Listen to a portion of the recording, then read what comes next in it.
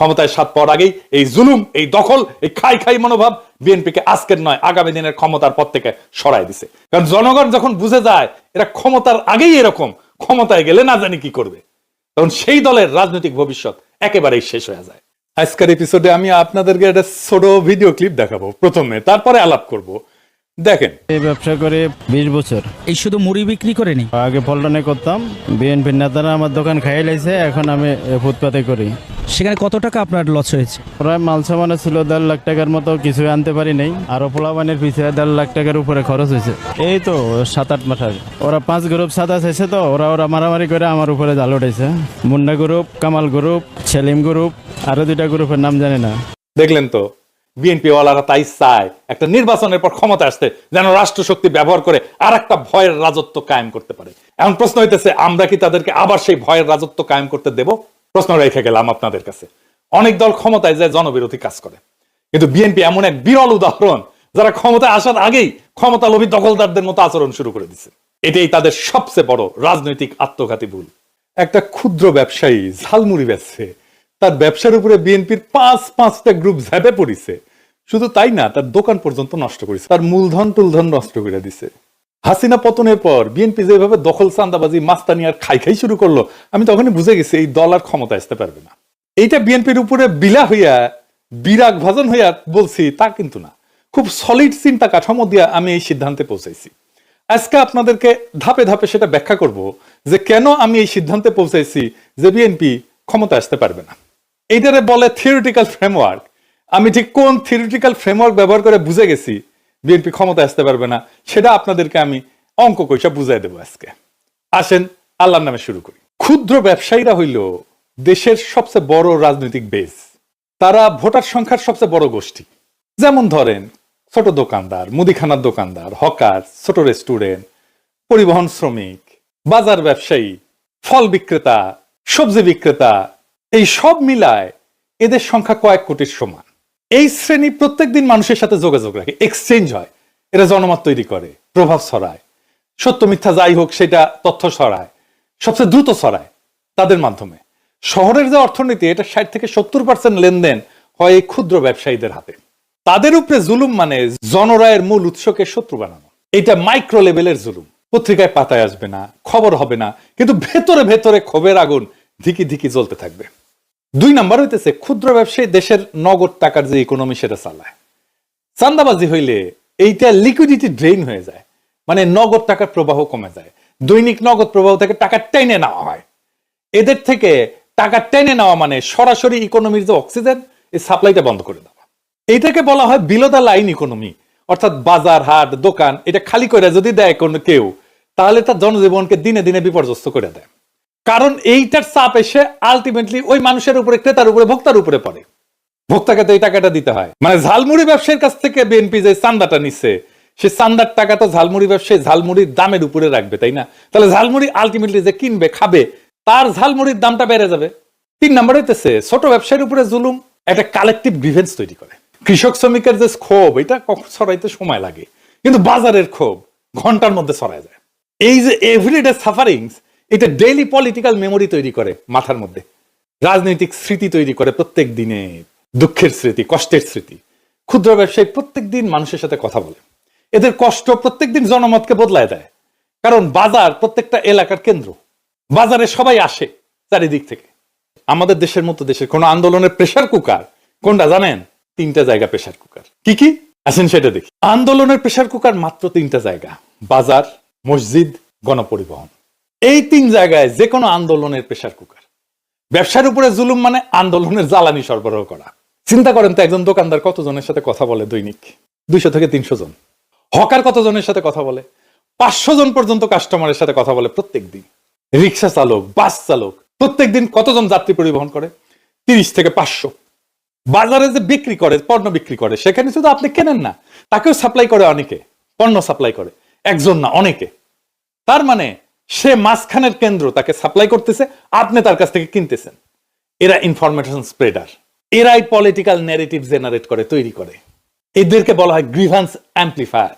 Grievance amplifier মানে তার ক্ষোভ, বিক্ষোভ এটাকে বহুগুণে বাড়ায় দেয় দোকানদারেরা। গণপরিবহন, মসজিদ, এবং এরা র্যাপিড মোবিলাইজার, খুব দ্রুত জনমতকে মোবিলাইজ করতে পারে। এদেরকে বলা হয় পেটি বুর্জোয়া। প্রথমে বুঝে নিই পেটি বুর্জোয়া কাকে বলে। এটা কমিউনিস্ট টার্মিনোলজি আর কি। পেটি বুর্জোয়া হচ্ছে সবচেয়ে বিপজ্জনক অপোজিশন ব্লক, ক্ষুদ্র ব্যবসায়ীদের শ্রেণী আর কি। রাজনৈতিকভাবে এরা সবচেয়ে অস্থির, কিন্তু সবচেয়ে ক্ষমতাশালী মোবিলাইজার। এটা বুঝলে দেখতে পারবেন বিএনপি এই গ্রুপটাকে খেপায় তুলছে ক্ষমতায় যাওয়ার আগে। তো পেটি বুর্জোয়া হলো এমন এক সামাজিক অর্থনৈতিক শ্রেণী, সামাজিক এবং অর্থনৈতিক শ্রেণী, যাদের কাছে অল্প পুঁজি আছে এবং নিজের শ্রম আছে, যারা নিজের পুঁজি এবং নিজের শ্রম দুইটা দিয়ে ব্যবসা চালায়। পুঁজিপতি কিন্তু নিজের শ্রম দেয় না, নিজের পুঁজি দেয়। কিন্তু স্বল্প পুঁজির ব্যবসায়ী পেটি বুর্জোয়ারা নিজের শ্রমও দেয়, পুঁজিও দেয়, এই দুইটা দিয়ে ব্যবসা চালায়। এরা না পুরোপুরি শ্রমিক, না পুরোপুরি পুঁজিপতি। ছোট দোকানদার, হকার, কারিগর, ক্ষুদ্র ব্যবসায়ী, ছোট উদ্যোক্তা, এরা সবাই পেটি বুর্জোয়া। পেটি বুর্জোয়ার চারটা মূল বৈশিষ্ট্য মার্কসের সংজ্ঞা অনুযায়ী। কি কি? এখন আমার ক্ষুদ্র ভাতার ভগিনীরা কবে আপনি বামপন্থী বানিয়ে দিচ্ছেন, আমাদেরকে কমিউনিস্ট বানিয়ে দিচ্ছেন, মার্ক্সবাদী বানিয়ে দিচ্ছেন। এগুলো জানা দরকার। না জানলে বোঝা যায় না সমাজকে, সোসাইটিকে, আন্দোলনকে, সংগ্রামকে, লড়াইকে, এগুলো বোঝা যায় না। এই যে মার্কস বলছে এদের চারটা বৈশিষ্ট্য। একটা হচ্ছে স্বল্প পুঁজি থাকে, 2 নাম্বার নিজের শ্রম দিয়ে কাজ চালায়, 3 নাম্বার হইতেছে কখনো কখনো 1 থেকে 5 জনের মতো শ্রমিক রাখতে পারে, সেও পেটি বুর্জোয়া। আর তারা বাজারের ওঠানামায় খুব সংবেদনশীল। এদের একটা অর্থনৈতিক ইনসিকিউরিটি আছে। এরা বুর্জোয়া কারণ পুঁজি আছে। এরা পেটি, ছোট, পেটি মানে ছোট, এটা ফ্রেঞ্চ শব্দ। ছোট, এটা ছোট পুঁজি, পুঁজি ছোট, এই ব্যবসার পরিধি ছোট। গ্রামসি বলছে যে এরা পলিটিক্যালি ভোলাটাইল, ইজিলি মোবিলাইজ করা যায় এবং ক্রাইসিসের সময় তারা পাওয়ারের ব্যালেন্সকে নড়াচড়া করাই দিতে পারে, একদম ক্ষমতাকে হেলায় দিতে পারে তারা। হাসিনার পতনের সময় এরাই মূল ভূমিকা রাখছিল, আমরা সেটা পরবর্তীতে দেখব। এবং আপনারা খেয়াল করলে দেখবেন যে আমি আমার এপিসোডগুলো যখন তৈরি করি, আমি এই পেটি বুর্জোয়া সম্প্রদায়কে অ্যাড্রেস করি। এরাই আমার এপিসোডের মূল দর্শক।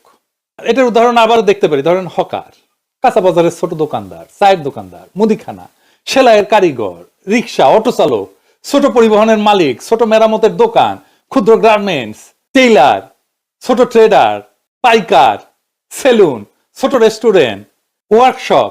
এরা আমাদের মতো দেশের শহরে অর্থনীতি 60 থেকে 70% ক্যাশ ট্রানজাকশনে এদের হাত দেওয়া হয়। তো এদেরকে কেন আলাদা শ্রেণী হিসাবে ধরা হয়? কারণ এরা পুঁজিপতির মতো শোষক না, শ্রমিকের মতো আবার শুধুই শোষিত না। এই দুই দিকে ধাক্কা খায় এরা এবং ইকোনমিক ইনসিকিউরিটিতে তাদের রাজনৈতিক আচরণকে অস্থির করে তোলে। বর্ষা বিপ্লবে মাঠের লড়াইটা করছে কারা জানেন? রক্ত দিছে কারা? এই পেটি বুর্জোয়া, শ্রমিক আর ক্ষুদ্র ব্যবসায়ী। এরাই ছিল রাজপথের মূল শক্তি। দেখেন শহীদ হয়েছে তারাই সবচেয়ে বেশি। আর যদি আপনি তাদের এডুকেশন লেভেল দেখেন, কোথায় তারা পড়ছে, তাহলে দেখবেন মাদ্রাসা শিক্ষিত এরা। মাদ্রাসা শিক্ষিতরা শহীদদের একটা বড় অংশ। জেমস স্কট একজন অ্যানথ্রোপোলজিস্ট, ওনার 2টা খুব গুরুত্বপূর্ণ বই আছে। মালয়েশিয়ায় উনি গবেষণা করছিলেন। ওনার একটা বই হইতেছে weapons of weak and domination and the arts of resistance. উনি বলছেন যে এই যে পেটি বুর্জোয়া, এরা primary carrier of everyday political transcripts. তো এভরিডে পলিটিক্যাল ট্রান্সক্রিপ্টসটা কি?